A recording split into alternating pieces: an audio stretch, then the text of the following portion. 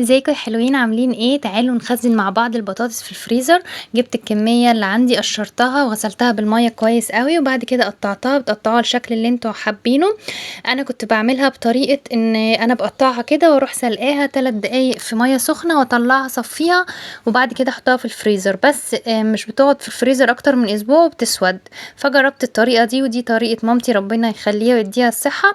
بقطعها واغسلها كويس جدا، وبعدين احطها في زيت سخن لمدة دقيقتين 3 ان هي تاخد اللون الشفاف ده، يبتدي يتحول للون ذهبي كده. هبتدي اطلعها على مصفى واسيبها تبرد، وبعد كده هخزنها في اكياس تلاجة بالزيت بتاعها ده.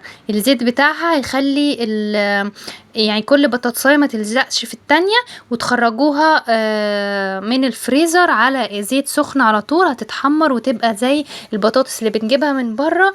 وبتبقى اسعارها عالية جدا. بصوا انا خزنتها اهو. بتقسموها بقى في اكياس على قد ما هتطلعوا تحمروا، على قد الوجبة، وتطلعوها تحمروها في زيت سخن.